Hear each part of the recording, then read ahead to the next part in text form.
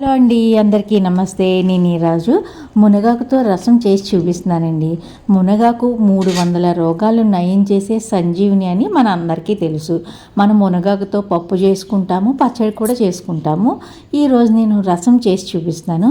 Stove మీద ఒక కడాయి పెట్టుకుని 1 టేబుల్ స్పూన్ ఆయిల్ వేసుకొని కొద్దిగా ధనియాలు, మిరియాలు, అలాగే కందిపప్పు వేసి కొద్దిగా దోరగా వేగిన తర్వాత వెల్లుల్లి, ఎండుమిర్చి కూడా వేసి వేయించి వీటన్నిటిని చల్లారనిచ్చుకోవాలి.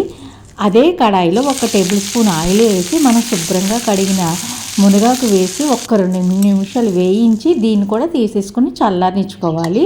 వీటన్నిటిని మిక్సీ జార్లో వేసి కొద్దిగా జీలకర్ర కూడా వేసుకోండి. జీలకర్ర కూడా వేసి మెత్తగా గ్రైండ్ చేసి పెట్టుకోవాలి.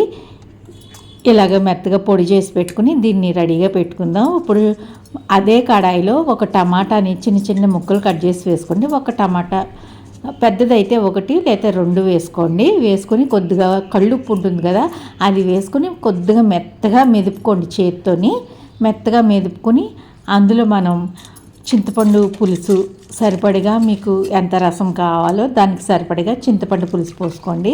అలాగే కొద్దిగా పసుపు కూడా వేసి దీన్ని మరిగించుకోవాలి. మరుగుతున్నప్పుడు మనం పొడి చేసుకున్న మునగాకు ఉంటుంది కదా, అది వేసుకొని కొద్దిగా బెల్లం వేసుకొని మళ్ళీ 5 నిమిషాలు మీడియం ఫ్లేమ్ మీద మరిగించి చివరిగా తాలింపు వేసుకోవడమేనండి.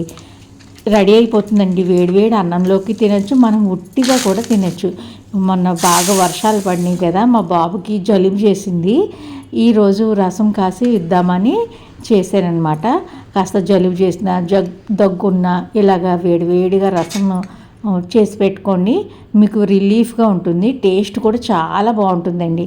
తప్పకుండా ఒకసారి ట్రై చేసి చూడండి. మళ్ళీ కలుద్దాం. అంతవరకు బాయ్ బాయ్ ఫ్రెండ్స్.